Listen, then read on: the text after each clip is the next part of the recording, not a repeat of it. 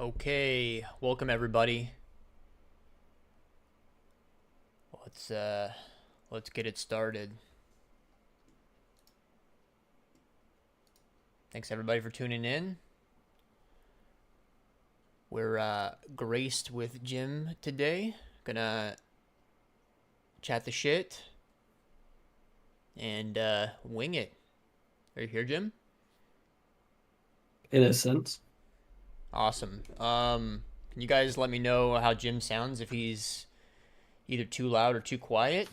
Might even be too loud potentially. Usually Easy. loud. You have you definitely have a nice mic. Yeah, my problem is I have noise cancelling just makes me start shouting. That's awesome.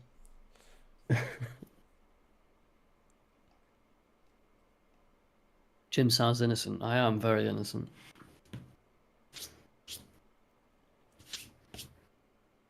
I'm rusty, by the way. I've not spoken about markets in a while.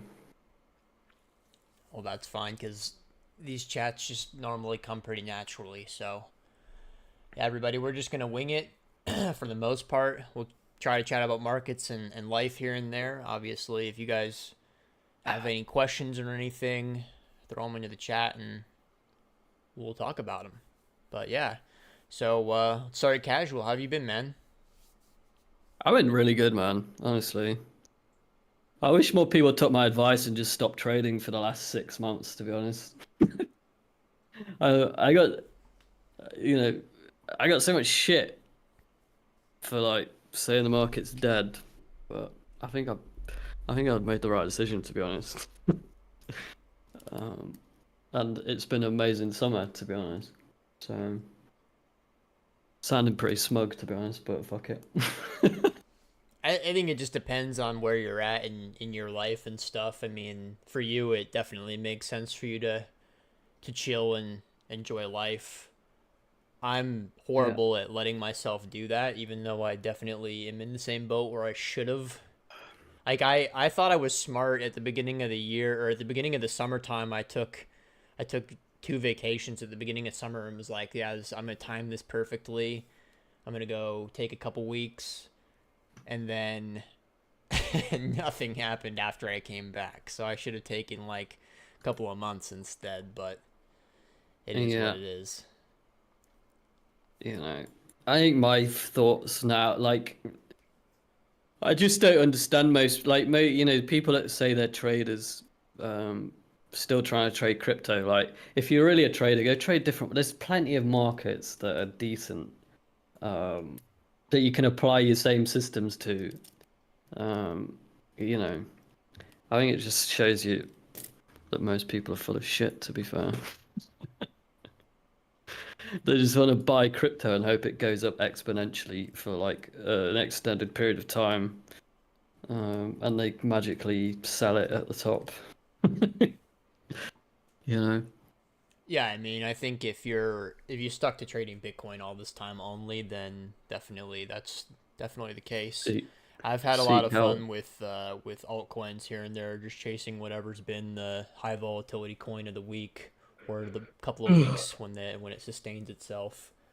Yeah. But outside of that, there hasn't really been any opportunity. I've always been someone who needs to trade around a thesis. I've got no, th well, I've still got a thesis, but it's still playing out, you know. I know I've kind of got the I got like pretty unbelievable patience. It sometimes ends up being a negative, I suppose, but um, you kind of fighting between patience and stubbornness, you know. Um, But yeah, I'm still just happy to wait. Like I like having a strong conviction in a thesis and a bias to trade around because it gives me more conviction in the low time frames. Whereas now I think my personal views on the crypto markets is there's no one to sell, there's no one to buy. So if you've got a market where there's no buyers and there's no sellers, it's it's basically a market that's doing and wants to do nothing. So. Uh, you know.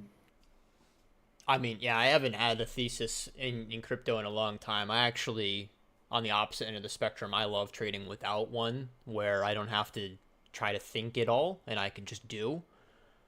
Where, I see people make mistakes and I capitalize on that and then I do nothing in between.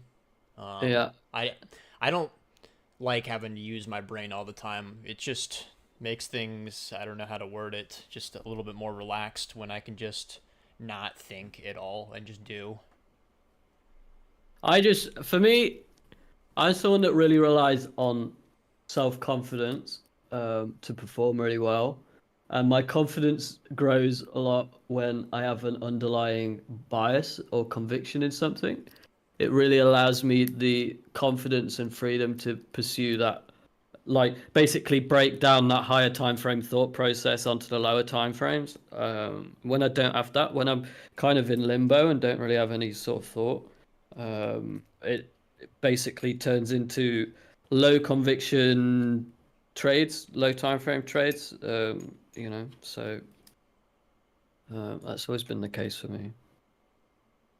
I'm generally like not the most confident person in general. Um, so I have to sort of have that foundational sort of confidence to begin with before I start really going at it. Otherwise I just make mistakes. My mistakes are generally out of low conviction and self doubt as opposed to like mistakes. Sure. If that makes sense. Yeah, we all do that. I mean, what since Bitcoin was trading at like 25K, my plan was to swing short 28K. I opened it up and then like a couple days later I closed it out already and I wasn't invalidated at all. I just didn't feel confident about it. And Yeah, yeah, we all do that. yeah. It's too slow for my brain. It gives me. I've got. There's too much thinking time for me to be able to perform well. I need volatility. So I think the main thing is I know exactly when I should be trading and I know when I shouldn't be trading. So and I have the freedom to be able to actually act on that and choose. You know. Sure.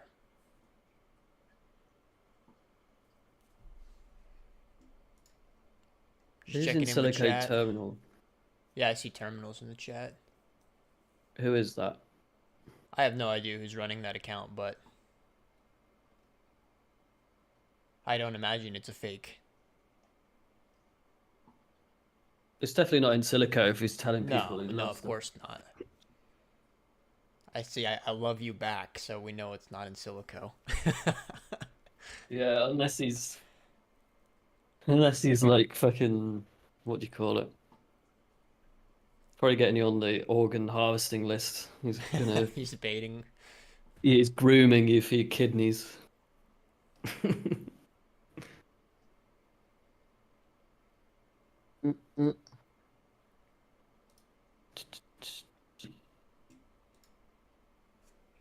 Cool. So yeah, I mean, more or less, your thesis hasn't really changed.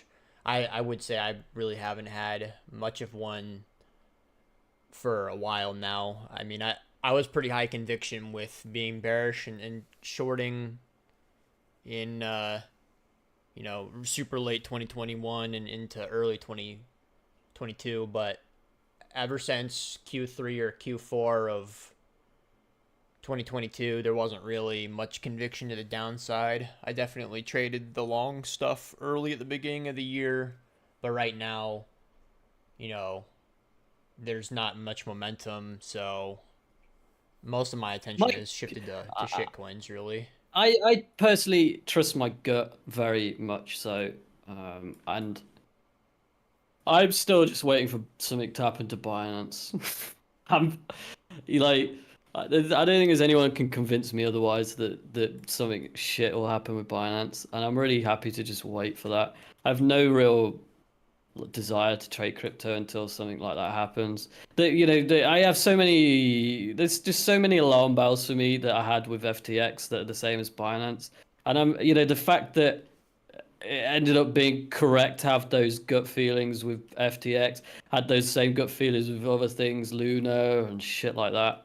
I'm happy to just trust my instinct because it's generally, it fares me well. So, and when I see CZ tweeting about burning tokens at that sort of 200 level on B&B that's been defended for the last fucking 12 months, it's no coincidence in my opinion, and it's dodgy. I think it's dodgy. So, um, I don't know when it happens. I don't know if it ever will happen that something happens, but I'm quite happy to like potentially pick up the pieces of any shitstorm that materializes from there. Otherwise, I'll just trade something else. Um, I my almost feel personal, like the Swan event like that happening again would be like too convenient. Is the only one of my reasons why I don't really expect it to happen. It would just be too free for a lot of people. Like you just said, if that happened, I would bet incredibly heavy on accumulating things after that happened. But it just almost feels like it's like too free. Like if that was to happen again, like it happened in 2020, that it would just be like I don't know, just too easy almost. yeah, but I'm just on about a quick mean rev trade where everyone's fucking getting their britches, and most people don't actually act in the moment. They're too busy tweeting about how their life's ending and stuff. Sure. Um, no, I'm quite happy. I personally hate the market since FTX blew up. I think it's an absolute shit to trade. It's something for me. Like generally, I get a grasp on like market dynamics and intricacies of like microstructure and stuff, and I get a real good sense of like why things are happening. Since FTX blew up, I just cannot find any logical reasoning for a lot of this price action, which makes me just suspicious. I'm just like constantly have this feeling of suspicion with regards to the crypto market.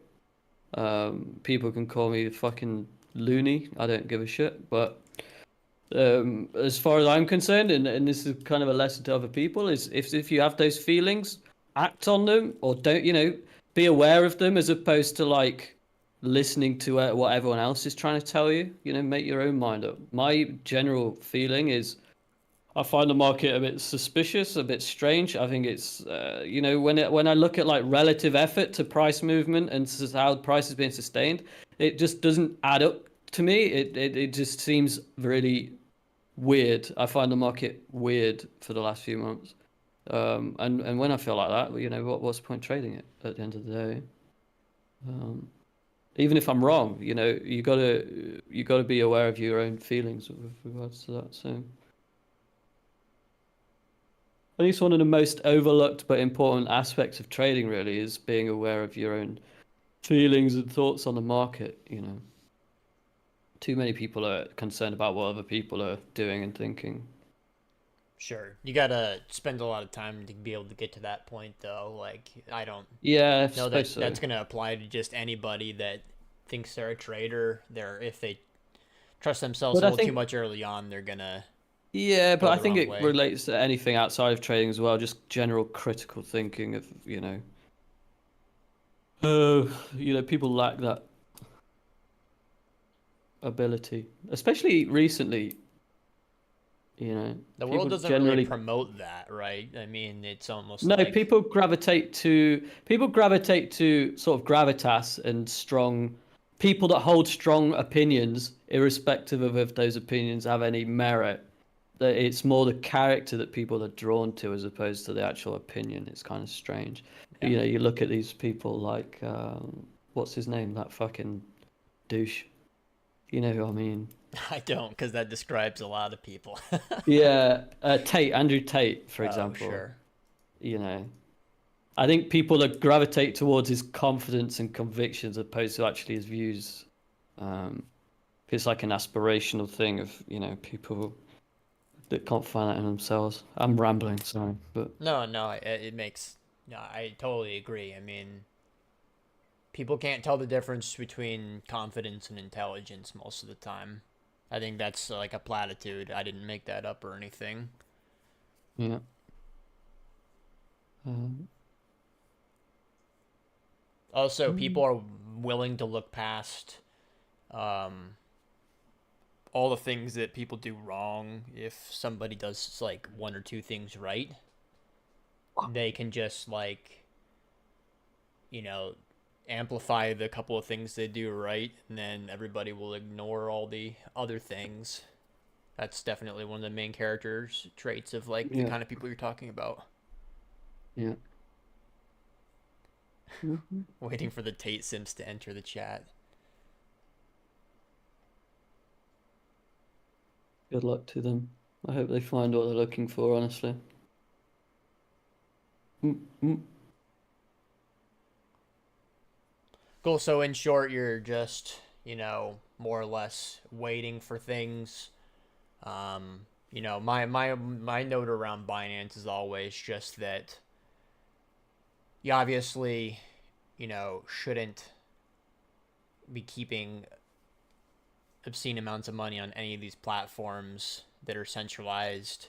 Even Yeah, I don't even know about how all the deck structuring works, but certainly with all the centralized exchanges, I learned my lesson the hard way with FTX. It wasn't like some sort of life-ending loss or anything, but definitely was one of my biggest losses in trading.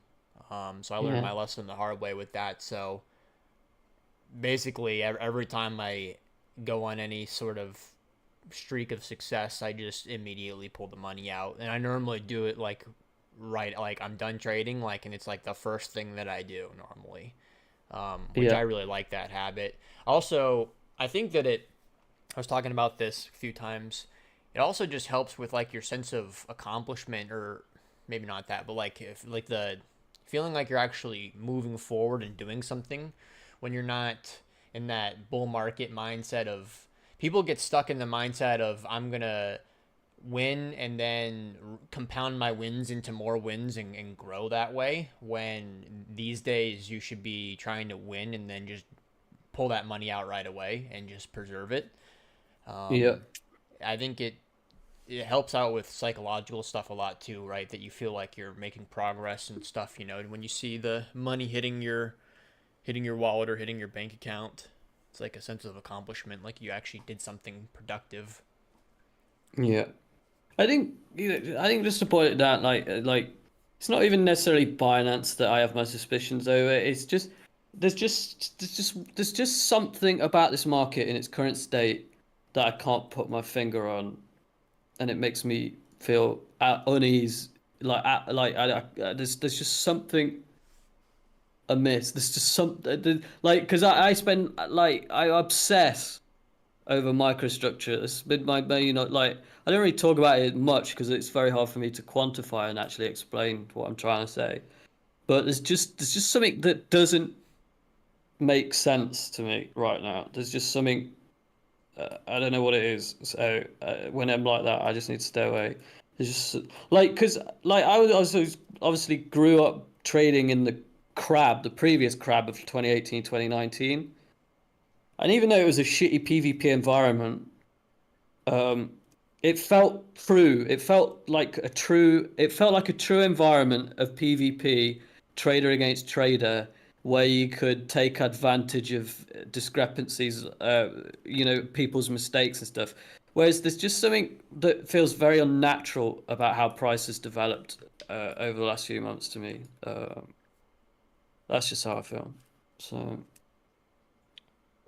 it just doesn't feel. There's just something. I'm rambling again because I'm probably I'm kind of plagued by trying to figure it out. Because kind of what I do. I obsess and obsess and obsess trying to figure out what it is I'm missing. But there's just something. There's just something not quite right. Not adding up for me. No, So everybody that's listening understands what you're saying. It makes sense. I agree, and I don't at the same time. I do definitely understand what you're saying. I just think that as much as it's like I hate saying what I'm about to say, but I think that the market is just matured a little bit, and I don't think mean to say that it's actually mature in any way. It's just that in the old PvP market that we both kind of came up in, um, there was like very very few entities that had impact on price. BitMEX played their games, but for the most part, it was actually a lot of the moves were resulting from traders on mechs that were making mistakes, and then you would see them get blown out. And nowadays, it's not.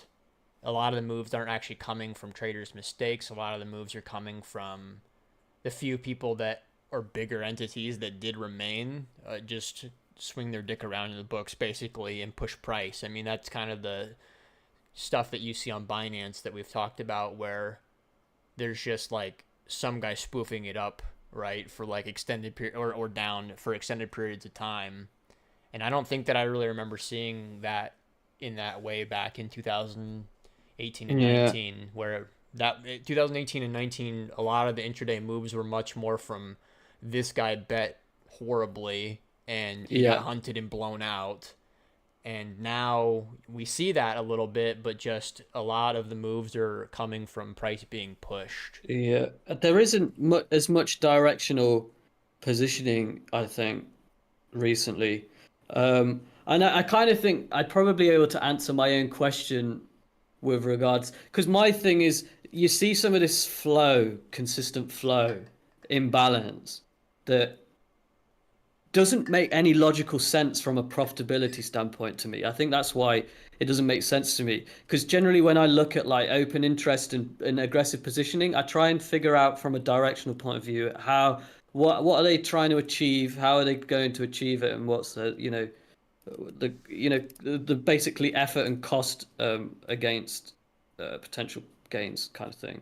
And I think to be able to answer my own question, I should probably look more into options flow. I've been too lazy to really get into it, but I get a sense that potentially like a lot of the strange flow that I can't really make any sense of is in direct relation to options flow, and it's a lot of just dealer positioning as opposed to directional. So there's probably edge in that if people are really interested, but I just can't bother.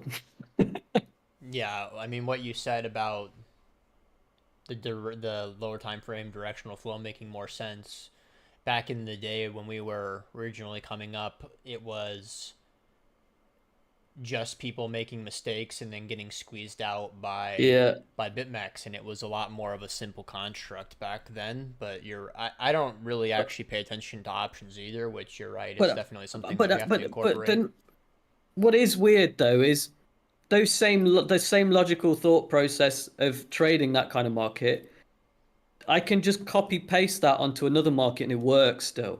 I can do that on the ES. I can do that on the Nasdaq. I can do it on commodities. Like those strategies and thought processes work on other markets and they don't work on crypto anymore. And that's kind of been my stumbling block. I don't understand what's different about crypto recently. Because I can just go and take the same scalps I took take on crypto 2 years ago, 3 years ago, 4 years ago. I just take them on a different market now. Um, so I'm not sure if it's just a purely a lack of participation or, but that's what I mean. It's just a strange market. It's just a strange market. One of the big things that I'm leaking a little bit here that I've been talking about a lot lately is the difference in opens and closes. That historically, I used to be able to trade against opens a lot, right? When people were opening positions in poor locations, I used to be able to fade that a lot. And over the past 2 years or so, I've really learned um, that you can't really trade against opens the same way. Maybe if you're trading against Bybit flows, you can, but if you're trading against Nance flows, you can't fade opens anymore because A, you can't really gauge what their intention is anymore, and B, they're like, I don't want to, avoid the tinfoil hat a little bit, but it's almost like it's just like one really strong entity that you just can't bet against for the opens. But for the closes, you still get that same dynamic where somebody getting stopped out or getting liquidated like blows out the spread, and you get that reversion that you're looking for. So, in short, what I'm saying is I've had to shift towards trading closes and basically ignoring opens now, because with opens it's like it feels impossible to gauge their intent, like, and I used to be able to have confidence that I knew what they were doing, and I can't anymore. Exactly. Totally. That's exactly how I feel. And it's like now I'm looking at the heat map. I'm looking at the order books on Binance. and every fire I'm being is saying this market wants to trade down before doing anything else. But you look at the USD perps, USDT perps, and there's like fucking 6,000 resting bids down to 27K, and it's just basically halted the auction because there's not enough participation to sell through that and actually fully test it. And then you basically got spot selling into it whilst derivs just does nothing, and you just get this weird. It's just fucking weird. It's just shit. I hate it. Well, at least the case this year has, in my opinion, has been that we already like last year we already blew everybody out that was gonna be a massive puker. They've already been destroyed, so I think that's probably one of the reasons why we've drifted up easily this year is because if you do put pressure on buyers, there isn't really like these stupid, you know, holdings that are just going to get liquidated or puke because last year it was so, brutal that they all already died. So none of those people exist anymore. For the time being, obviously there will be those kind of people eventually, but that's how I view it at least. Yeah. Yeah. I think my view for the next 6 months is probably buying anything affected by oil seems like a logical trade. I mean, it's been the logical trade for the last year as far as like anything produce related, you know. I meme a lot about lean hogs, but that shit's been up only since I've been memeing it for like a year. Um, A lot so of I, markets you other know, than crypto have been up only for a while. yeah, shit like avocados, wheat, all these things are gonna, if we're gonna get conflict, let's see what oil does. Are avocados But up only?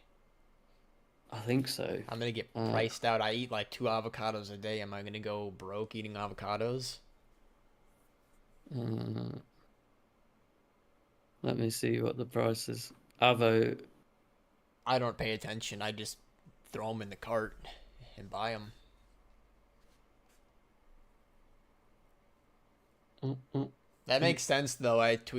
Put a stupid tweet out several weeks ago about how I've been eating a lot of avocados, and somebody told me that I was flexing. I was like, what? It's Yeah, just a I fruit. love avocados. I do too. I eat like one. I eat one with breakfast almost every day, and sometimes I'll do them with dinner as well. Yeah, Bob says fart for his gym. If finance gets shut down, I'll literally get on stream and just fart into the mic. In a cat outfit, obviously. Yeah, yeah, yeah. Mm, mm. Super day, how are you not fat? Dude, there's good fats and there's bad fats. Yeah. I'm You should also be extremely low body fat these days, so you should I've be actually always been. absolutely good fat maxing. You want high fat, high protein diet, in my opinion. It's an absolute scam. It's an FDA fucking scam. This whole fat shit, low fat, it's bollocks. It was all done in order to Sell shitty products basically, to people under the yeah, guise of that allow they're just healthy. sugar, allow sugar into fucking garbage. Yeah, I actually have to increase my fat intake was what my nutritionist recommended. Yeah, I've always been like a lean person, but because of how active I've been over the past 2 years, I've recently been told to increase my body fat or my fat yeah, consumption, and that obviously includes healthy fats, right? So, for the yeah, people in the chat that don't understand, that doesn't mean eat butter. It means eat oils. Things like it always stuck with me. I think it was like my Bio 102 course I took at uni. My professor explained that the fat structure on the healthy fats is this orderly, organized structure where all the molecules are in like a pattern. And then when you look at the molecules of unhealthy fats, they're all clustered and tangled together, and they're just this disgusting amalgamation. And that's literally why they're good or bad for you. When you eat a trans Yeah. fat that's this disgusting amalgamation of molecules, it goes in your body and stays in your body. If you eat a healthy fat like an oil, it goes in and goes out. So that Yeah. always stuck with me as one of those kind of aha moments that made a lot of sense. Callis made another good point about cholesterol. Cholesterol's a meme as well to an extent. Did you know that stress will spike your cholesterol levels? So if you go to the doctors for a cholesterol checkup, there's a likelihood that you'll go in stressed That's and your hilarious. cholesterol will actually be higher than your baseline levels anyway. That makes so much sense. That's actually hilarious. Yeah. Yeah, this is now a health stream, everybody, just so you know. That's the main thing Yeah. most of you guys should be focused on, anyways. It is. I always say I got memed for it, but I said like the easiest part of trading is picking an entry and an exit and a stop loss. You know, as far as like determining which direction price is going to go is probably the easiest part. Like the for me, like 85, I'd say like 80 to 8, like eight, let's say 80% of trading is actually keeping your mind and body in a place where you can actually make really good, rational, clear decisions and execute efficiently.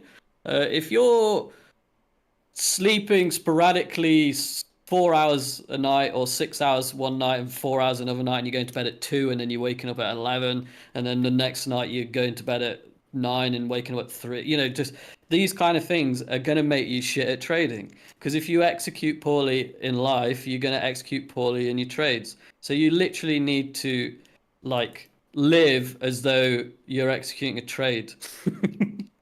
Because my best periods of trading are actually when trading was secondary to my pursuit of like good health and fitness. So if I like me journaling and structuring my week as far as like when I ate, when I slept, when I exercised, like absolutely like turbocharged my ability to make good trades. Yeah, I think for two reasons. One, the thing that's obvious to everybody, if you have a healthy body and a healthy, like, it's going to make your mind healthy, right? The other thing is like the Hmm. disciplinary side of it too, right? That if you have the discipline in your life with health, then that's going to translate over to discipline in other forms, right? Which obviously, if you want to have any success as a discretionary trader, you have to be disciplined. If you lack Exactly. discipline, you should go, get a job, honestly, where somebody's going to create discipline for you by telling you what to do. Why have I just checked Twitter and Insilico saying he's going to hit me with a pork leg? Sorry. Somebody's asking about what software you would recommend for ES flow. I mean, you can use ExoChart's desktop now, right? True. I don't look at the flow to be honest. I have a DOM where I see orders and orders being executed and obviously resting in the book, and I use a volume profile. The only things I look at is daily volume profile, the high and low of the day session, and the DOM. That's all I use. I don't look at order flow because I have such simple strategies on there that that's all I need. I basically just trade around the high and the low of the future session, and I look for large orders on the volume profile in relation to those highs and lows, just for quick scalps during the first like 2 hours of the cash session, basically. So, um, the my view is order flow tools are excellent and very useful. But me personally, when I have a market with high enough participation, I don't need any tools. When a market's free flowing and there's high participation, um, I just trade as naked a chart as possible because the price action is usually just pure and easy to read and basically when like when it comes to scalping it's pretty much all muscle memory. And when you've taken enough scalps, it's like hitting enough headshots on Counter-Strike. Your aim gets better, and once you've taken enough trades and you've got a free-flowing, high participation market, you just kind of get used to and know where the reactionary levels are. And when you've executed enough trades, if you don't get that reaction, you kind of you just it's just muscle memory that you know to close it, and so it's just about that kind of thing. So I just basically seek high participation in any market. So I don't need the tools. The more tools I'm using, the less likely it is that I should be trading that market, to be honest. Yeah, an underrated piece around the participation. I still, even if I feel like I have the muscle memory built up, which I definitely through scalping shitcoins, I definitely hit in like a streak where I felt like I couldn't lose for a minute, and definitely a lot of that's coming from muscle memory. But I still like to rely on the order flow stuff, on like speed of the tape and these kind of concepts, just because they do help me feel confident. Because like we were saying at the very beginning of this stream, feeling confident in your clicks definitely helps in a lot of different ways. Storm said it perfectly. It's like pre-aiming spots. When you're really dialed in your scalping, you're pre-aiming. You're preemptively determining which levels are going to react based on high participation. Because the way I'd look at it is, if it's high participation, it's about making assumptions of how, like, the more participants there are, and the more you sort of learn about microstructure, the more you can then predict the stupidity of those participants. So if you see a bunch of people longing the same spot, you kind of know based on your own previous mistakes and watching how the market develops, you know exactly where they're wrong and where they're going to puke. And if you then have that sort of predetermined level of where their stop losses are, you then start to think in terms of how would a market maker absorb this, or even just a whale, how would they absorb it and then be able to profit off it in the quickest time possible? So if you know where the stop losses are, that's where liquidity is, and you know that's where sort of larger participant is going to be able to turn it and make a quick buck. Okay. So that's how I think about it. And you need participation for that. So yeah, it's like pre-aiming spots. And I know that if I go to scalp the market now, I'll be rusty. Like if I went to play CS now, my aim would be awful. So I actually need, like, it's what Salsa Tequila says all the time. Just keep clicking, because the more trades you take, the more like it just becomes like fucking slicing an avocado.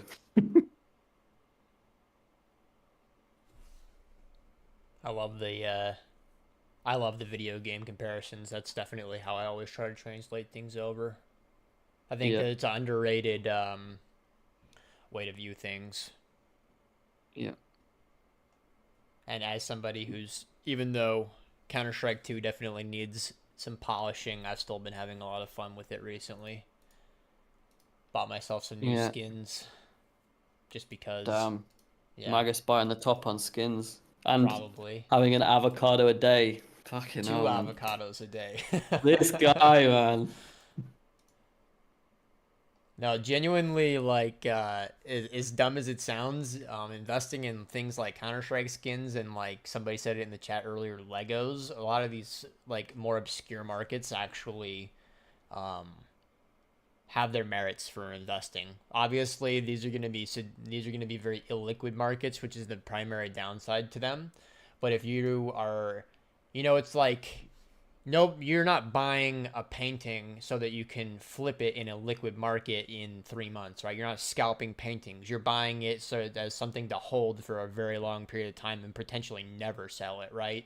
So I look at a lot of the other things the same way, right? If I'm buying a CS skin, I'm not really buying it as an investment. I'm buying it because it makes me happy to have a cool skin. But I do know that it probably will appreciate in value over time. I mean, I came back to CS recently, and I was really surprised that I actually gambled away a lot of my skins back in the day, so I didn't have that many when I came back because I was stupid when I was younger, obviously. But the skins that I had left, like a knife and a few other things, like they're up a lot. Like my knife is up 450% from where I bought it originally, which I thought was insane. Like People are it's like a low tier knife, and people are willing to pay like 350, $400 for it. It's just I crazy want to because see how much mine. I'm gonna look how much mine is. I've not logged into Steam for like all year, so I'll be interested. Let's see what it's worth. I think you want to Knives. go to the Buff website is the main. Actually, I don't know if you can look if you don't have an account. I'm on CS:GO skins. Yeah, my knife's $411 now. I think I paid 110 for it. That's decent. Yeah, I'm definitely buying the top though. I just bought a Gamma Doppler for Oh 1,300. boy, dude's balling. Dude is balling. It's fucking so beautiful though when I'm playing. It makes the game that much more fun. And sounds stupid, but I got into skins because I bought all these stupid Valorant skins that have no value, and then so I started playing CS again. And it's like, well, I mean, these things arguably have real value behind them, so I could justify being an idiot and buying skins for no real reason.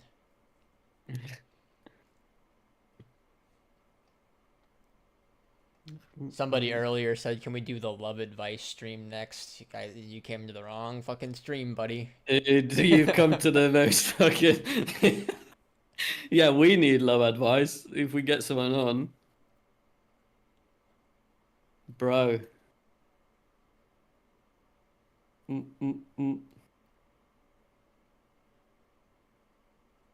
Who was asking that? I've missed that. It's way up. You gotta scroll up a bit. Oh, Guy named Greg. yeah. He knew what he was doing when he asked that. He was trolling us. No question.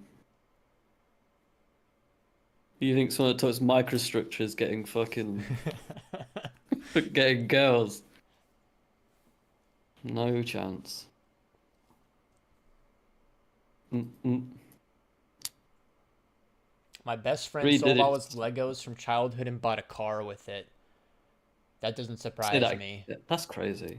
No, but I mean, if you look at the obviously, like I said, the main issue with something like Legos is it's a very illiquid market. But if you look at their appreciation over time, it's up only, right? Because just like any sort of market, since there's demand for them and then the supply is fixed, right? When they put out some sort of special Lego set, they never make it again, right? So if you didn't buy it 5 years ago, you have to buy it secondary off somebody that's gonna, upcharge you on it, right? So I actually saw a video about that recently about some guy that's like a Lego collector and he like actually has made a lot of money from Legos. Dude, I can't do it. If I got in, mate, if I bought one Lego set, it's over for me. It's just that's like crack for my brain, you know? I mean, Legos were one of the best inventions Oh, all time, honestly. honestly, Everybody that doing had Lego Legos as a sets, kid, that probably made you a doing smarter kid, like more creative kid if you had Legos. doing anything like that is like heroin for my fucking hard brain.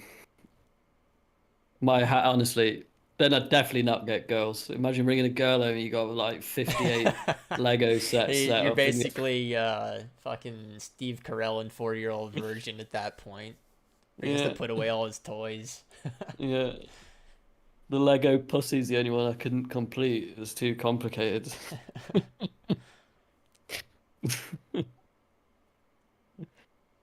Oh dear. So to maybe bring things back and chat about health in particular. You want to share any like what have you been doing and stuff? What have your what's your direction been like? Um, well, I've just been a gym rat for since I got back from Asia, so I've only been doing it. I don't even know how long I've been back. 3 weeks.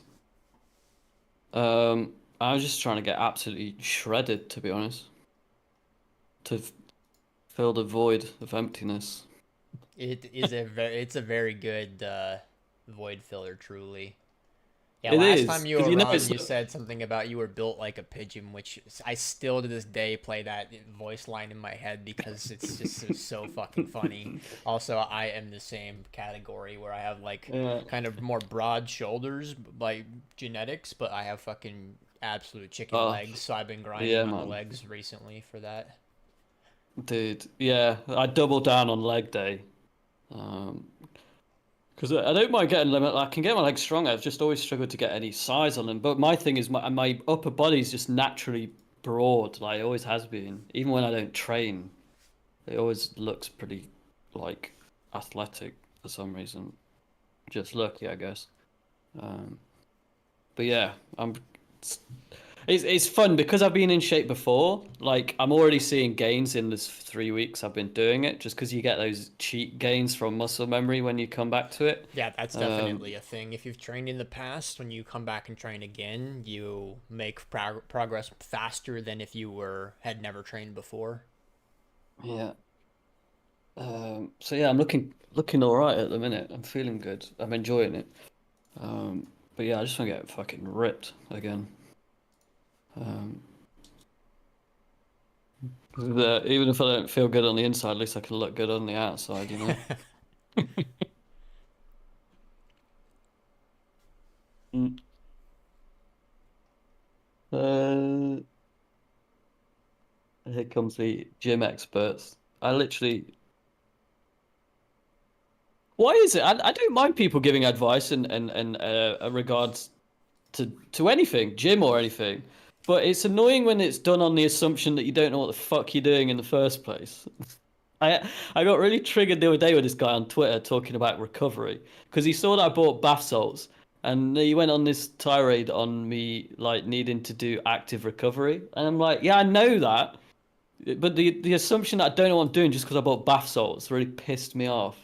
Well, And you were it's the like type this to buy guy. bath salts even when you weren't like Exactly. exercising. That's just your Um, vibe. but again, this guy like assuming I don't know what I'm doing with regards to my legs, and it's a bit annoying. Mm, mm, mm. Everyone Got just to go imagines big. a swole cat walking around. It's absolutely terrifying. Yeah. I, I honestly I've taken progress pictures for myself, but I have such a hard time actually sharing them. I find it so cringe. I agree. Um, I'm at a and good I'd place love right to, now, but because I couldn't be asked to ever share because I just it's like an embarrassing kind of thing. Even though I'm not yeah, actually embarrassed about the way I look or anything, it's an like I don't really appreciate that kind of stuff. Yeah, I like you that's good that you started doing the pictures right away. I fucked that up where I didn't do that and it's just like there's no point now to even start because yeah, what's the point? I'm not really like everybody like you're obviously going to have the most progress early on. At a certain point you're maybe you don't plateau if you're still pushing yourself, but your rate of progress like in anything in life is going to slow down. So what's the point yeah, of even taking progress pictures now? yeah. But no, I have such an urge to like post them on Instagram stories, but I just don't want to be that guy, man. I do, but I don't because it's weird. It's so cringe. Mm, mm. Callus is asking about golf. You've been playing much? Um, I've struggled to get the time since I got back from Asia. First session was awful. Second session was awful. Last week I've managed to fix some shit with my takeaway. Um, this is all just boring shit, nerd shit. But yeah, I was striping it last week, and it felt great because I was really pissed off the week before. I was about ready to give up the week before. That's why I love golf, to be honest, because you just get those weeks where you're like, "Why am I doing this?" You could be practicing golf for years, and then you'll get 2 weeks where it's like you've just picked a golf club up, and you're just like, "What is this game?" It's crazy. And it can be the smallest little tweak. Like the reason I was so bad when I got back from Asia is just a small little tweak where I was opening my club face up too early on my backswing. I wasn't keeping the face down, which stops me from basically generating coil in my. This is sorry, I'm t talking like a nerd, but just little things like that.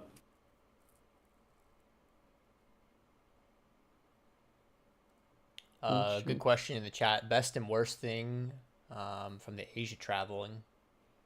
Oof, That's tough, man.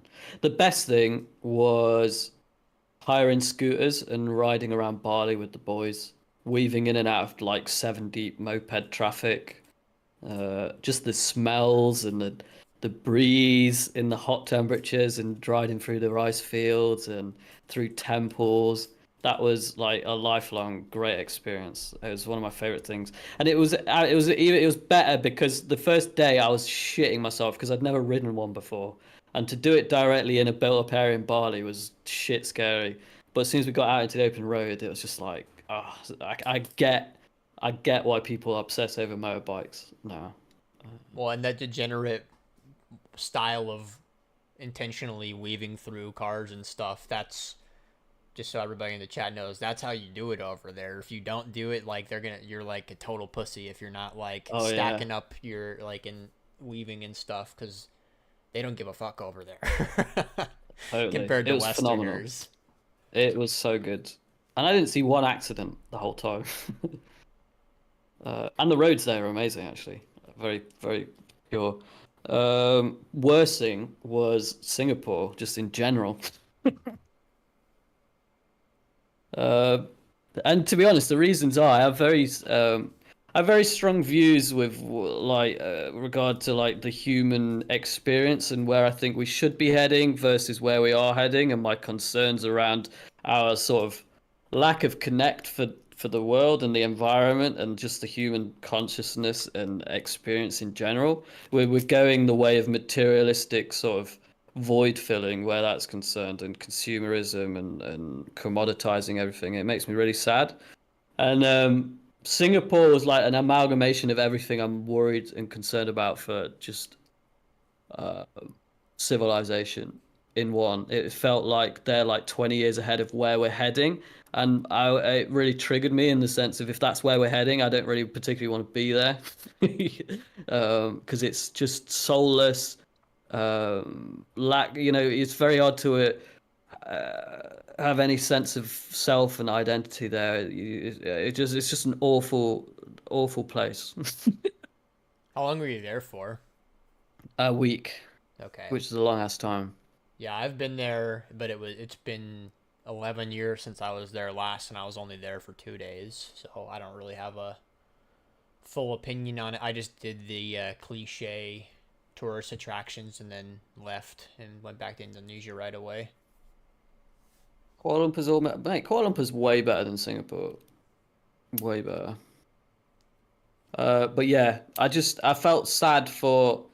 I genuinely felt sad for where we're heading as a species. If that's like the pinnacle of human existence and like technological advancement, because we've like lost our identity as human beings and our like sense of identity and purpose on the planet as as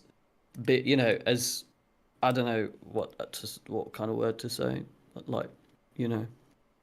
And Indonesia was the exact opposite, though, because I mean, I don't know exactly where you went. I've been pretty much all over Indonesia. I used to live there for a little bit, and they're basically the opposite of what you're describing was my experience. Exactly. They're completely in tune with the land, each other, spirituality, all that stuff, which I think that's the fact that should be the foundation of all human like sort of existence. And I think we're going away from that, sadly. I have very strong views with regards to that. I don't really talk about it on here much, to be honest, but I'm quite a spiritual person in that sense, not in a like a like religious way, but in a trying to find my um I don't know see I don't even like to talk about it. It's quite it's very personal sort of thoughts and feelings. Maybe I'll talk about it another day, but Uh, I know what you mean mostly. yeah. I choose to just disconnect from everything. Um, when I was younger, I used to be upset by everything, right? Like when you look around, everything isn't really the way it should be. Or at least like it doesn't seem like it should be the. I mean, I guess that's a definitely a subjective thing, like how you would define what how things should and shouldn't be. But yeah, I just basically chose to just disconnect from the world over the past 5, 6, 7 years, and for me, that's helped me a lot with finding my own happiness because I just choose to not care about anything as long as my experience, which I mean sounds pretty selfish, I won't lie, but it is what it is. As long as my experience is uh, in the direction that I want it to be. I heard a quote once that really resonated with me. Um, and I think it was somebody like some actor. He said that his dad said this to him. I couldn't for the life of me remember who said it, but it was you can't really change the world, but you can work on your little sliver of the world. Like I'm butchering his quote, but essentially the world's fucked up and it just is what it is, but you can find happiness in a little corner of the world and have it be the way that you kind of want it to be, which Yeah. resonated with me. I butchered the quote for sure, but I still got my point across. Yeah. I know what you mean. Um, yeah. I Walking just think around will my freeze me. personal view is I just think we're going back. We're going backwards by going forwards. Is kind of my generalized view. By pursuing and growing and advancing, I think it's taking away from what's actually important, and I think we're actually like devolving in an important way by evolving technologically and stuff. I That's my definitely view. don't disagree. I would just say that you just need to worry when just worry about yourself and the people immediately around you, and you can still preserve that what you're talking Yeah, about no, within I totally yourself. agree, but I just, a big part of me just wants everyone to, you know, be happy. Just like I was saying earlier, though, it does sound a little selfish when I say it out loud, but I've just let go from that kind of stuff because, like, you know, you could just say like the cliche about the you can lead a horse to water but can't make him drink. It doesn't Yeah, matter how much you try to help other people at the end of the day. You do your piece and try to help, and then you can feel good about that, like you've done your part. But at the end of the day, people are gonna continue to be sucked in by all the things that are bad out there, right? Which is like our phones are like one of the worst things, right? I mean, our phones are just destroying our brains every day. yeah. Just the immediate access to any sort of information, and most of the information that gets shoved in your direction is not positive things, right? Mm-hmm. It's horrible for us. And they just constant like source of just dopamine hits. Like I was I was at a family event not too long ago, and I saw a couple of I think it's weird how it almost some of the older people are more susceptible to getting sucked in by these things. I saw some of my older family members that were watching TikToks, and it was like really disturbing to me that you kind of accept that for younger people, but these were, older people. And I think that they're a little bit more susceptible to it after thinking about it a little bit more that um, my epiphany was that these things will probably be treated just like drugs in the future, where they'll have the same exact view from people. Or at least I hope that that's the way it goes, right? Because when we look at somebody that abuses, drugs or something, which is just the easy answer, right? We like think like, wow, they have no self control and they're like taking the easy dopamine and these kind of things. I don't mean like recreational. I mean like straight up abuse, right? Addiction. And I think that our phones and stuff are essentially the same kind of thing. They're just socially acceptable. versions of easy dopamine that are just rotting our Yeah, brains. I agree. I agree. Um, it's also new and we're advancing so quickly that there's no real guidelines or vetting period of like establishing what it's doing Sure. um, on an individual and collective basis,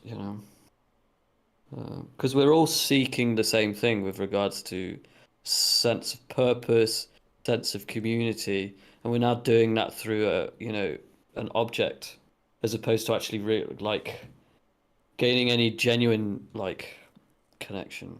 So I think it's a big issue. Sure. And I mean, those are such fleeting experiences too. If I think about some of my best experiences in my life, they've been physical ones, right?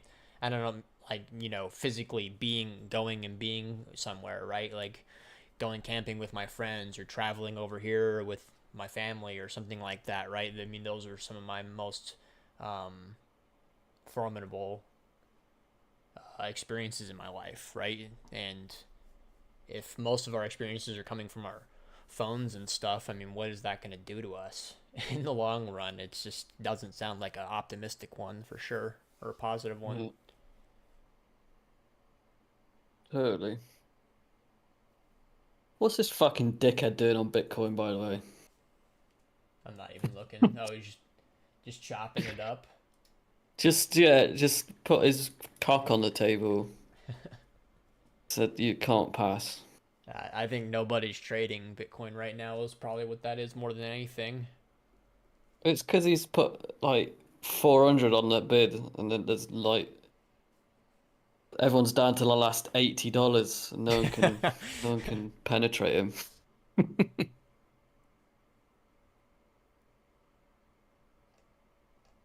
Ignorance is bliss. I stopped searching for an answer. That's a good comment, Julian. Ignorance is bliss, but it's very hard to find ignorance once you've like.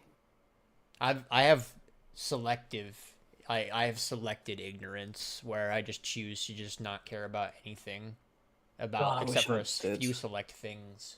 I'm telling you that that is one of the things that I has made me happy over the more recent years is just I have maybe I don't want to say successfully, maybe it's because I don't think that we should ever view things as complete, but definitely on the right path of just choosing to be stupid basically.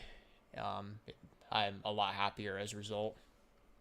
Yeah, Rather than just when I was younger, I was saying this earlier, but I would just like constantly let my mind run and think about everything, and that led me to be unhappy all the time. And I used to have like pretty severe depression when I was younger, and even contemplated, suicide and stuff back in the day. And I don't, I'm like the opposite end of the spectrum now, where I feel like I'm pretty happy most of the time. good. That is good. The shitty thing about that though is that like it doesn't matter what you can say. It's all like an individual thing. It's not like you can really help that much. Everybody's got to kind of figure it out themselves because everybody's version of happiness is going to be different. Yeah. Mm.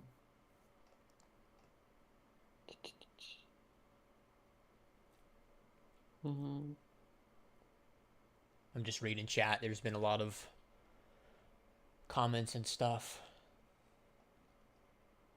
I think definitely getting some agreements here and there though.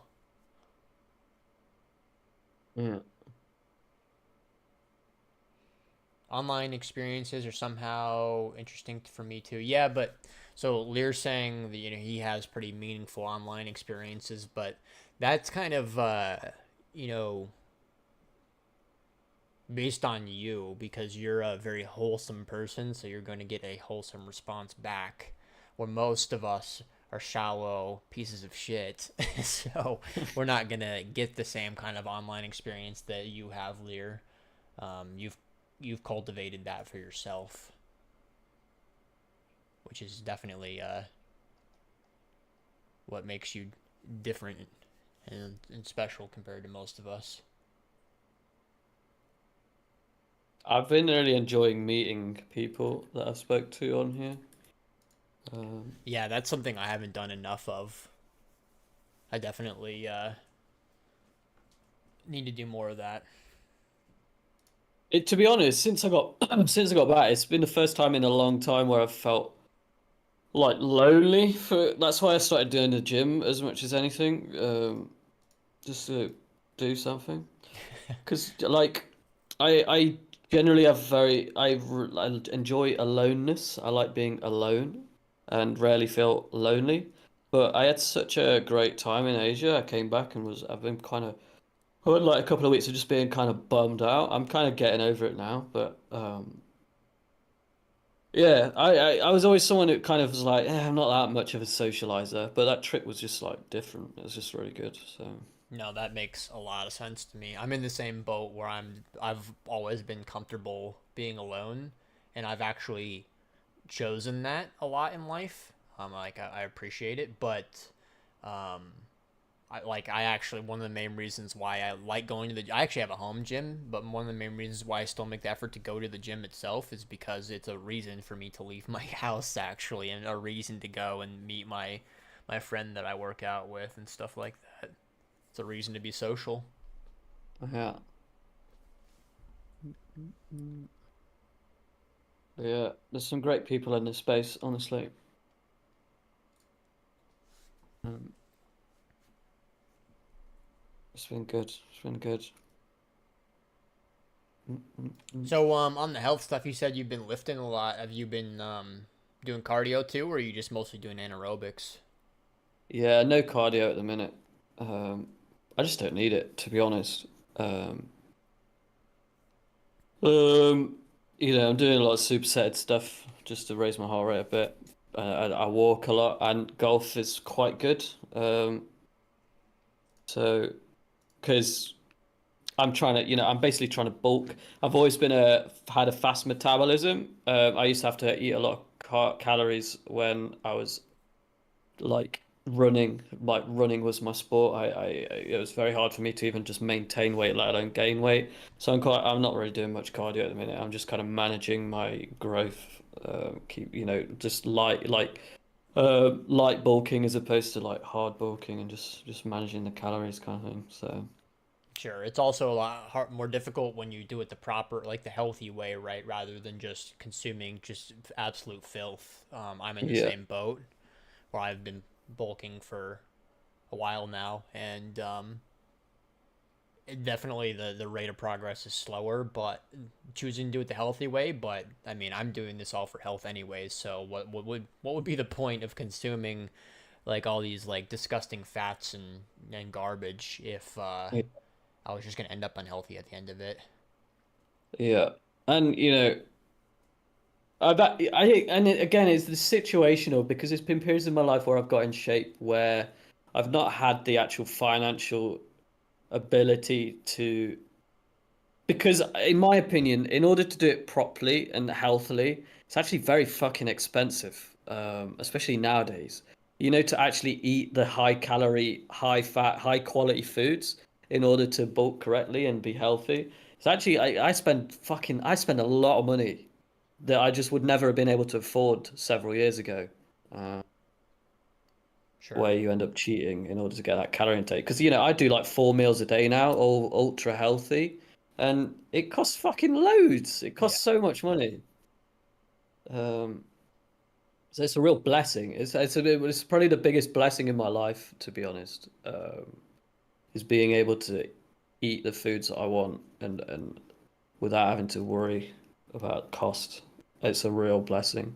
Yeah. And It's the probably other thing my that comes big with that yeah is having time, right? I mean, if you have some money, right, that allots you the time to dedicate to these kind of things.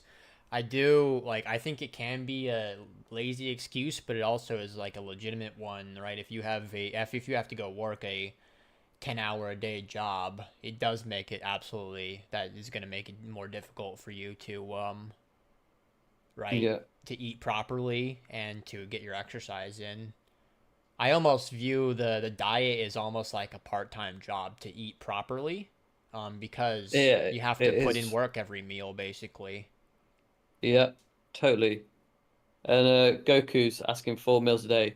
This is just about. I really recommend people like as opposed to like you can read and listen to others' advice, but I try and really get in tune with what my body's trying to tell me with regards to how I eat and stuff. And my body just responds really well to 4 meals when I'm training. I think the protein kind of stretched out through the day as opposed to having two like heavy meals that kind of wipe you out. Just aids in my recovery and just my general like cognitive abilities. So again, as far like I really recommend like instead of like listening to someone smart like what they says is gospel, try and really, and this goes for trading as well. I like really tune into what your body is telling you. Um, it can be through it can be through how your skin responds to certain foods, how your mind respond. This is why like when it comes to like trade journaling for me, I barely ever talk about the trade. It's about how am I around that trade. So like let's say I had a donut and I took a shit trade because my fucking heart's like racing, shit like that. Like how's your body responding to certain foods? Because, what can be healthy on paper might not respond well to your body and stuff. So it's about being really in tune where that's concerned, in my opinion. I'm Like, I know surprised that that. isn't more common what you just said because I do 4 meals a day as well. Mm, And um, well, that's actually kind of crazy that you like said that just because it is the same thing for me where I just naturally fell into that. Part of it was yeah, because it makes right if you're trying to bulk, like when you're just eating a lot in one meal, it's like not a pleasant experience to overeat to feel like you're overeating in a meal, right? So yeah, I found that I basically do supper and dinner where I do two instead of doing one later meal. I do two, and like my early I just do it earlier in the day, right? So I basically eat like when old people eat is when I eat my first night meal, and then I eat another one like another an hour and a half, 2 hours before I go to bed. So yeah, that's how I've been able to get to my calorie count properly by just doing an extra meal instead of just force feeding myself, which I always found to be a really unpleasant experience. yeah. Yeah, same. I don't like being too full because then you just spend half your day digesting and you just fucked. You just feel like a fat piece of shit, right? I mean, Yeah, like it makes me feel so lethargic, and my brain slows down too. That's the other thing, right? If you eat a lot in a meal, I mean, I guess everybody's different, but for me personally, I've always felt that my brain like goes into just I have 1/4 of my brain intact when I overeat, even if it's I healthy think food. for me personally, as far as cognitive ability and ability to trade, it doesn't work too well when you're trying to build muscle and get healthy and fit. But like my best period of trading meal wise was when I did the like 16 hours off, 8 hours on eating, fasting, and I would do that as a paleo diet. So it was high fat, high protein, and it was lots of grazing within that 8 hour period. So it was I was eating loads of like nuts, almonds, seeds, avocados, just steaks, broccoli, and I never felt better to be honest. But it's very hard to make gains, and I'm gonna use that the reason term I had from to now stop on. that. The reason I had to stop that is because when I was training, I was really training as an athlete to try and be a top tier runner, and you just can't really eat like that and do 70 miles a week. You just don't. It's just brutal. Um, I'm a grazer now. I'm not eating anymore. I like that term. yeah, yeah, It just really is a better way to define it too, right? As opposed to just eating as much as you can in one meal. I eat like, yeah, maybe 75% capacity or whatever, and then that lets me feel good after I eat instead of feeling like a fat piece of shit. yeah. But I love eating, man. It's the best. Food is the best thing. It's literally my favorite thing. You're cooking most of your meals yourself? I am now. I have been, yeah. Since I moved, it's much harder for me to get uh healthy nutritious meals like delivered and stuff. So yeah, I'm cooking nearly all my meals. I find it more rewarding experience too. The one downside to it is it's time consuming and energy consuming too, a little Yeah, bit. And that's why I said it's like a job a little bit. Like it's almost like a part time job to make sure you're eating properly. But it's definitely a rewarding what what experience. what I've started doing recently is for my like main high calorie meals, like the big ones. I'll basically do 4 portions or 5 portions, and then freeze some. Yeah, I need to get back into that. I used to do that several years ago. I used to do it actually not just for the convenience, but I did it because it was a way to save money. Um, to do the buy stuff in bulk and then cook it in bulk and then eat it throughout the week. But yeah, I do want to get back into that just for the convenience, right? That you can just have a healthy meal ready to go in a much shorter period of time as opposed to having to do everything right and then and there. Yeah. Yeah. Mm-mm. But yeah, I used to do that where whenever the shop had things on sale, I would buy a shitload of it and freeze what I could and then just like cook a lot of it in one sitting and then eat that for a week. Yeah. Mm-mm. My favorite's steak, man. Steak just, again, it just agrees with my body. It makes me feel good on every level. Uh, Sometimes I wonder if red meat has like a bad rap, right? Because that's one of the kind of things that, at least in Western medicine, I think that you hear a lot about how older guys have to give up red meat. And yeah. I'm not knowledgeable in any way with this kind of stuff, but I just do wonder if uh, maybe it's not as bad as we try to tell ourselves it is. Well, and again, this is what I mean about listening to your own body. I think we're all so different, and we get these generalized health recommendations that aren't like correct for everyone. Because from what I gather, that I think there's certain blood types that are predisposed and uh, basically react and perform better to red meat and stuff. I'm sure it's probably to do with iron and stuff, but I know like me personally, um, steak just helps my cognitive abilities like exponentially over other meats personally. No, that makes sense, like a genetic predisposition. Yeah, Um, because yeah, yeah, I have to be careful about what I eat because genetically I'm prone to high blood pressure. And it's not anything that I did. I'm just literally born that way. So yeah, yeah. that It's makes a lot of funny. sense. It's funny, and again, this is what I mean. Like, there's certain things like if I drink dairy, like cow milk, awful, awful, makes me feel awful. But if I have um live yogurt, feel great. Because I don't know, it must be the cultures in it and the added benefit of that makes it really agrees with me. But if I have dairy milk, leave the fucking house, man. Yeah, what's I'm funny blowing is that shit I up. started drinking milk again as a way to get my healthy fats and to get my extra calories and stuff. And at first, it really destroyed me. Like you just said, like you couldn't be in the same house as me for the following hours. You were gonna die. But Yeah, I did I feel like my body got used to it again. Where yeah, I have like a glass or two a day, and it just like water almost where it doesn't seem to like have any negative impact on me anymore. yeah. Callus. I just have the like Yeo Valley. I don't know if you're from the UK, but Yeo Valley live yogurt is good, or Greek yogurt is banging. Um, and there was another question. Nikki Stacks. My favorite cut is probably ribeye as well.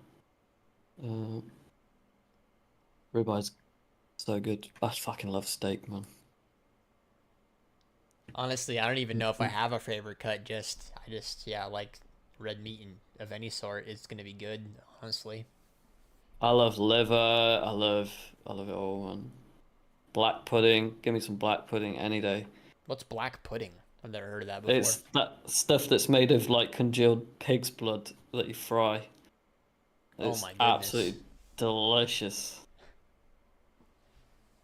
It's a bit of a British breakfast delicacy, but it tastes unbelievable. It's got so much iron in it. So yeah, I like a lot of I like iron-rich foods. Um, I eat a lot of spinach, broccoli, kale. Jim's the liver king. Dude, that guy looks like he's about to die of an aneurysm. Can you get an aneurysm in your chest? He looks like his whole body's about to have an aneurysm. Yeah. He's the classic health LARP, honestly. Talks all this shop about how he eats and then he just cheats. Dude, he looks like how I feel after having milk.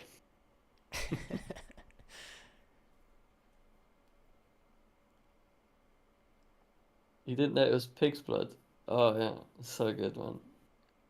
Honestly, a lot of things that are good are kind of gross when you know what they Gross. actually come from. It tastes good.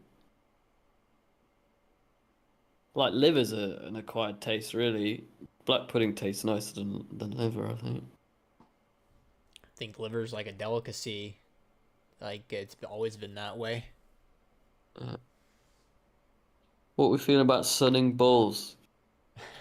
The That's red a new one light on me. therapy. I have a red light therapy thing. Oh, so I'm I've not. never really read about that or anything. That's a thing. Yeah, yeah, yeah. I've got one. It does red light and infrared, and it helps like cell regeneration. Um, and it's really good for your like body clock. What's it called? The Your circadian sleep rhythm, cycle right? thing. So yes, yeah, yeah, yeah. So is that Um, supposed to be like a substitute for outside, or is that something just entirely different? I think it's a bit of both. No, I think it's basically like vitamin. I don't know. You know what? I can't remember. It's been a while since I read about it. It's like vitamin D, I guess. I can't remember what the infrared does though. I But could yeah, see it's that being basically like healthy because being out in the basking in sun is sun. has its like benefits, but it also has a lot of negatives too, right? If you're cooking yourself in the sun all the time, you're getting all those negative things from it as well, right? I mean, you're particularly where I live, you're very prone to getting skin cancer. So I've actually tried to. I actually, even though it sounds contradictory to the fact that I'm a nerd and I trade, I actually go outside a lot, and I've actually started to try to not get as much sun as I was getting as I'm starting to get older because I don't want to get skin cancer, basically. So Yeah, something I've been thinking about. I'd be interested to know what red light on your balls does though. Does it increase? I It bet it probably. like just. I mean, if it this is gonna sound like a crackhead thing, but it might be a testosterone thing, right? Because that's where your Yeah, testosterone comes from in your body. yeah. So I you might. earlier you were saying you're doing like salt baths and stuff, which like didn't surprise me in the slightest. That sounds right up your alley. Dude, Um, I do salt baths even when I'm not exercising because they're just I kind good. of want to Like get they into that, honestly. I well, actually, it sounds crazy. I helps. do salt baths for my dog because she has Yeah, horrible allergies. And I soak her feet in the tub with like a lot of salt, and it helps her a lot because she gets like these she gets like open sores basically on her feet as she's getting older. So I was like wondering, like, I'm doing this for my dog, man. Maybe I need to do this for me too, honestly. yeah. It helps release toxins out of the body. You look back over ancient history and the importance of bathing, you know, and now there's like a stigma around it, especially if you're a guy. It's kind of not as bad as it used to be like 20 years ago, let's say. But if you were a guy having baths, let's say 20 years ago, you were gay, you know, Right. but It's a you would be feminine called trait. a gay boy. What you do? Have a shower like a real man. Make it cold. Like, it's like fuck off. Like, there's something important about being submerged in water, in my opinion. Uh, so yeah, I have baths. I literally had 2 baths in one day, at the weekend. I have so many baths that the water board at my last property sent me a letter saying I needed to reduce how much water I was using. That's fucking Um, hilarious. yeah, What about ice baths? I mean, on the topic of baths. I don't know. I think there's some benefit, but I think unless you're an absolute elite athlete, I think you're just a bit of a fucking meathead for doing it. I actually think compression, from personal sort of experience, I've had more benefit out of compression than I have from ice therapy, like recovery when it and active recovery. So there's this thing like because obviously I used to train like serious for running. I used to do a lot of mileage. I did so much mileage I had to do 2 runs on a specific day of the week just to get the mileage in. So it was a run in the morning, run in the afternoon. So recovery is really important. And I think active recovery and compression was best for me. So what I used to do is this thing called the Kenyan shuffle. The Kenyan athletes, the marathon runners, they basically shuffle for like miles, like 5, 6 miles, where they're basically maintaining a heart rate of like 110, 120. And that's where I got the most best recovery personally. Uh, but yeah, I think ice baths has turned into a bit of a macho cringe thing for me I think a personally. lot of these kind of things have maybe not like the regular baths, but yeah, I mean, I think that the red light and stuff falls into the same category where I mean, it's like you have to be willing to look past that basically to the cringe influencer side of things and just find out whatever is going to work good for you. It makes me laugh now. I get it on Instagram, these adverts for like ice baths, inflatable ice baths. It's like, you can just go in the bath. I You don't think don't you can need get it some. cold enough though, right? Because the ice baths are supposed to be actually at like freezing temperature. Yeah, but you still got to put ice in it. Right, So right. Yeah, I mean, if just, I was to get an ice bath, I would drop the big bucks and get a full up, like, basically one of those things that's a freezer, right? But they're like, they cost $5,000, $6,000 for one. yeah. I But if did. I was to To do be it, that's honest, what I would I get. did the whole Wim Hof I cold showers for a while, and to be honest, I felt a benefit. Cognitive, like my brain definitely felt more um, in the room, but it wasn't enough to the point of where I'm gonna I'd give me a warm shower every day. You know, like I don't need that much benefit to have to stand in a cold shower. I Mm-mm. think a lot of what we're talking about can be, like, all condensed down into the whole you got to figure it out for yourself kind of thing. Because like Exactly. a good example is meditation, right? Like meditation is very like common nowadays. It's like something that everybody talks about. Oh, you're not going to be a good trader if you don't meditate and stuff. And the common approach to it, which every like I did like under I do understand that there's like multiple versions of proper meditation, but the most stereotypical version is the sit there, do nothing, and think nothing, and that just didn't do anything for me. What I found is like the walking meditation, where I just like walk and let my thoughts run until there's no more thoughts coming. That helped me like a lot with how I'm thinking about things and being able to focus and clear my Yeah. mind and stuff, as opposed to just it's like almost like a force of will, like to just think about nothing. It didn't really do Yeah. anything for me. And that's what's commonly taught, is that you just need to sit there and do nothing. But the walking meditation, which is not the standard version that's taught at all, that's what works for me. Yeah. And also, in a similar I think just writing out your thoughts is a really good practice as well for just emptying your brain. That's another form of meditation, in my opinion. Just general journaling on a day-to-day basis. Because the amount of stuff you store that isn't beneficial to you on a day-to-day basis, that actually detracts from like remembering and focusing on other stuff. Just Once you get it on paper, it's amazing how it just clears your brain. Yeah, I do that. I don't really journal my thoughts as much these days, but the one thing that I do, anything that needs to get done, whether that be for work related stuff or for family stuff or anything like that, I have everything written down.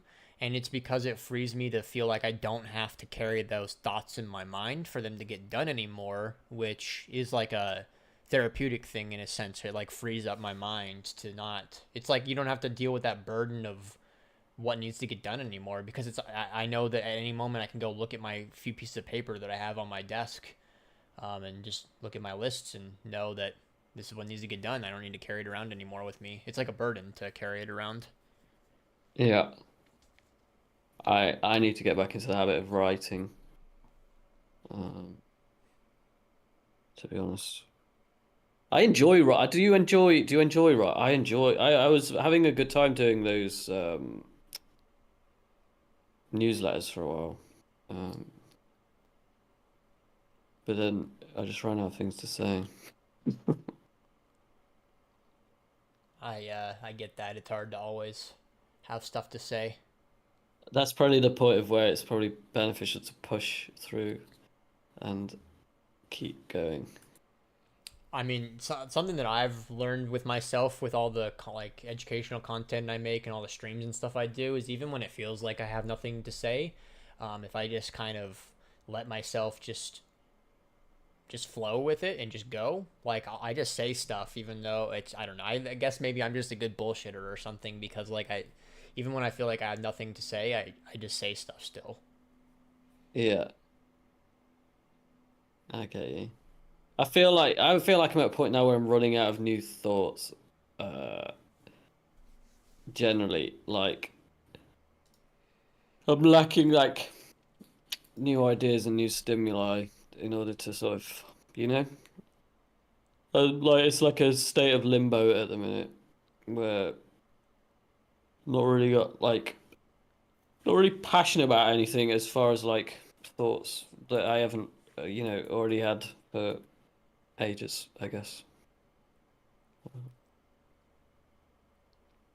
I think I'm lucky in the sense that like I don't really feel like I need new things. Like whenever I find something that I like, I normally just like stick with that forever.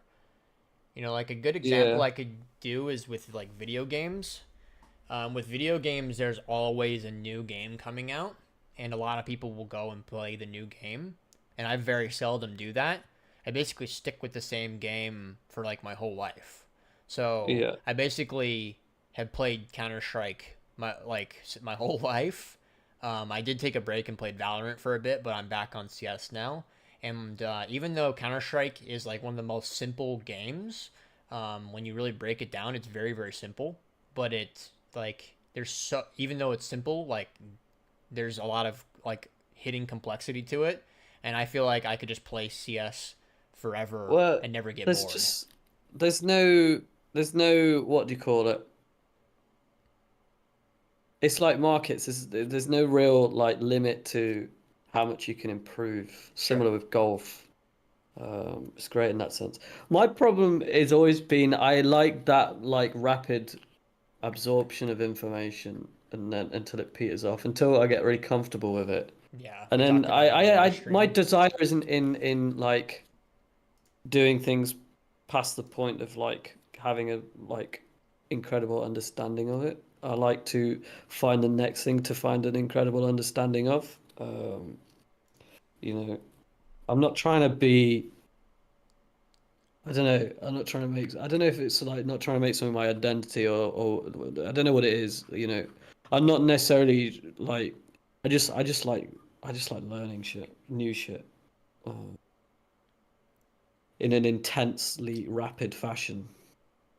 Yeah, Um, no, I get that. We've talked about that a few times before. I actually was using that exact example on a stream recently on last Friday's stream, talking mm, about that, and yeah, I mean everybody's different on that kind of stuff. A lot of like I think a lot of people will once that rapid progression dies down, and that's gonna happen to anything in life, whether that's trading or sports or health or games, anything, even like a relationship, right? Even that will have that same dynamic, right? It literally everything in life is like fast and then slows down. Um, so yeah, I mean, it's everybody's It's gonna like process that differently. a good example for me is um, the process of learning how to create my own art. The process and of trying like I pursued art and was obsessed with art in order to try and figure out something about myself, and my like through the process. And once I'd done that, I don't have that impetus or desire to try and be a professional artist. That's not, a lot of people's desires are materialistic and objective in that sense, where they aspire to be a famous artist or a professional full-time artist where they're making loads of money. That's never my goal or intention. It's always like to try and figure something out about myself through the process. Um, No, yeah, that you know, resonates with me a lot. I like yeah, pushing myself in things. Like these days, I like pushing myself in the health stuff, and I'm trying to get good at Counter Strike again. But there's no part of me that envisions that I'm gonna be a pro in CS, right? There's literally 0% chance that that's ever gonna happen. But I still want to push myself to get good at it again because it's fun to get better hmm at something. Yeah, so that resonates with me for sure. Or like the same thing, right? Like I'm not gonna have any professional, um, you know, lifestyle with anything health related. It's just something that I enjoy yeah. pushing myself on. Success is very overrated from personal. I've spoke about this before as well. Success, achieving success is very, very, very overrated and quite disappointing. Um, but if you approach stuff just for the process, without any sort of expectation, I think it's much more. There's kind of not that cap on it when you approach it like that. Sure, Um, you could if argue if that's my a version of goal was, happiness. I could set a goal. Let's say I was like, and I've done this before, and this was a big shift for me in how I approach things, because I have this hyper focus where I can do things to the point of like making myself unwell for because I just won't stop. Like, and if I set like, let's say I set a goal of like selling a painting for £1 million. Let's say like I kind of believe, let's say I achieve that goal. I know that the fulfillment of that goal would actually be completely um, unfulfilling. Right. You know, um, yeah. So, mm,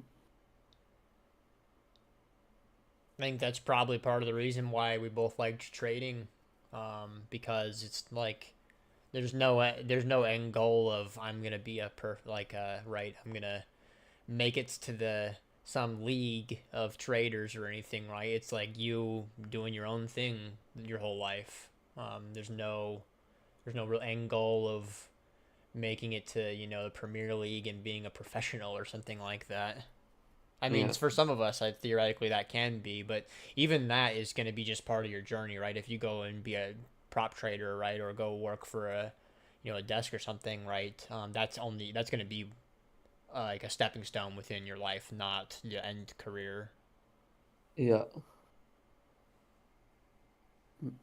Mm. But yeah, I'm at that point now where I need the new thing. I need the new thing. And it could be torture, like trying to find it. Um,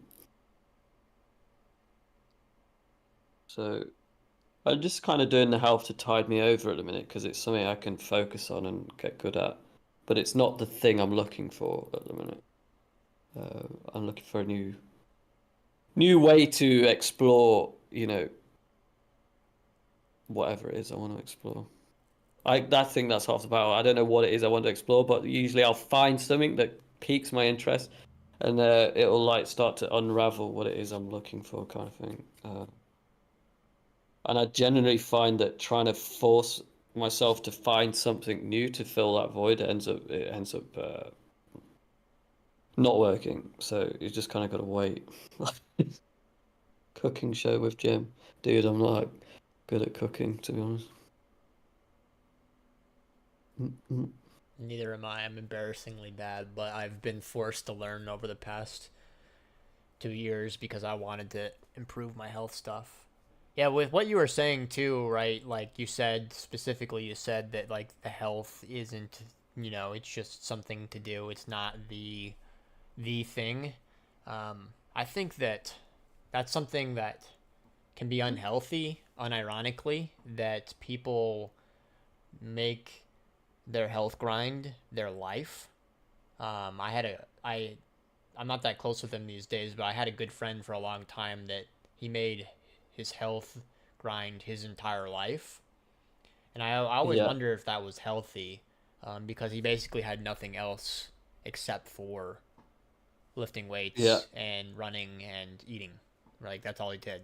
So I yeah. do wonder if that's not good for people. But at the end of the day, I mean, who am I to say, right? If it makes you happy, then fuck it, right? If maybe for some, I just know for me personally that couldn't be um, my like main goal in life. This guy says try sex. No way somebody said that. Where? Bro, G Labs. You might be on something, bro.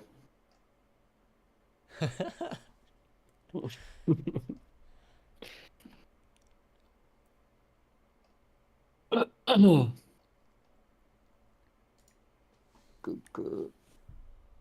Cool. Well, do you want to wrap it up here or what? Yes, I honestly for the last 10 minutes been thinking about. I've got bath like on the. I've got to go for a bath now. Now we spoke about baths. It's bath time. Nice. Yeah, I It's gotta eat calling. again and then go to the gym. Well, Oh thanks shit! for coming Yeah. on. We definitely, I don't think that either of us planned to go in this direction with the conversation. I'm sure the chat didn't really expect it either, but I think we covered a lot of really good stuff. These things, a lot of stuff, with traders, it's always talking about like, well, this is where you should buy and this is where you should put your stop loss and all that kind of shit. And you can you can learn that pretty quickly, but a lot of the other things are arguably more important, the health and psychological elements of Yeah. things and stuff. These things are way more important in the long run. Sure, you need It to learn it how to do basic risk management day one, right? But you're going to figure yeah. that out. You got to move past that. Yeah. And you got to be in a space to be able to implement it efficiently based on your own health and sort of mindset. It's very easy, especially with the wealth of information out there. It's very easy to be like, this is the order block. If price comes to this order block, I will buy and I will have a stop loss below this order block with a target of this order block. That's very fucking easy. That's the easy part of trading. But like, if you get a bad night's sleep, there's more probability you'll fuck that trade up. Yeah, and then when you fuck that trade up, how are you going to be able to? Are you going to face that, or are you just gonna right? Are you gonna face that and try to get better, or are you going to just say fuck it, I'm gonna log off and then never really face it? Right? If you can't face your mistakes, you're never gonna Yeah, improve. Which is one of the hardest yeah, things for sure, right? I mean, everybody, the world teaches you how to win. Like very few parts of um, life, other than different versions of competition and stuff, teach you how to lose. Which is yeah, we like the "you're professional losers" quote. yeah, exactly. All right, dude. Yeah, well, thanks for coming on, man. I always enjoy our chats. We normally take it in just random directions, and honestly, I enjoy that. It's just way more fun rather than just talking about cookie Yeah. cutter bullshit all the time. It gets boring. Well, it's usually just live streaming our own catch up because we don't speak for ages. Yeah, which I think I would definitely like to do better with that, where we chatted a little bit more frequently, like back in the good old days where we used to talk like every day pretty much. Yeah. One day when I get back into the market when it's fun again. Yeah, for sure. All right, man. Well, thanks for coming on. No worries. Cheers to the chat as Yeah, well. great questions, guys. All right, Jim. I'll chat with you soon, man. Cool. All right, Bye. later.